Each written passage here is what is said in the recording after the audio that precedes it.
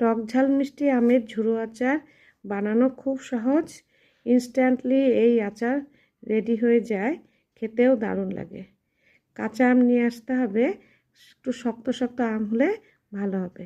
বোটা ছাড়িয়ে নিয়ে আমগুলো চোকলা শুদ্ধই কেটে নিচ্ছি, একটু ছোট ছোট করে কেটে নিলাম, বীজটাও ফেলে দিচ্ছি। এই আচারের জন্য একটু ঝালটা বেশি দিলেই ভালো হবে।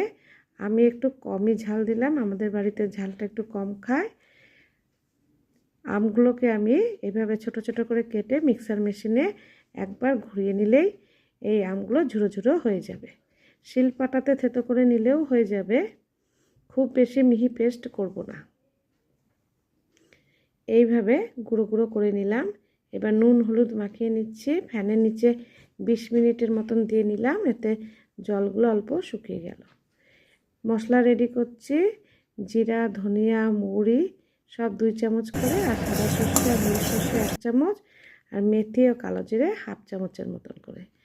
মেথিটা খুব বেশি দিলে তেতো হয়ে যেতে পারে, আর শুকনো লঙ্কা নিজেদের পছন্দের মতনই দেওয়া ভালো।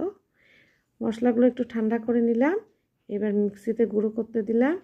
খুব বেশি মিহি করে গুঁড়ো করব না।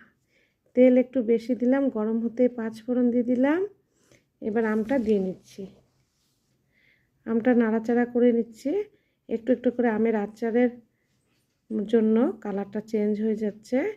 নুন দিলাম আর 1 কাপ মতন চিনি দিলাম। চিনির বদলে গুঁড়ো দেওয়া যেতে পারে, আর মিষ্টি পছন্দ না হলে মিষ্টি না দিলেও চলবে। ভাজা মশলা দিয়ে নাড়াচাড়া করছি।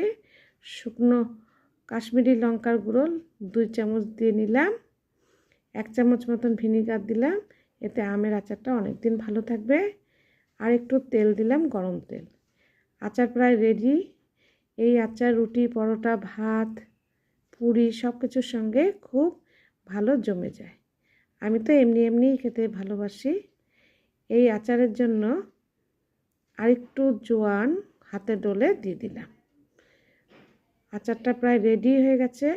শুকনো কাচের বোতলেই আচারটা ঢুকিয়ে রাখতে হবে, প্লাস্টিকের বোতলে রাখা যাবে না। আমার কাছে মধুর বোতল ছিল, এর মধ্যেই রেখে দিলাম।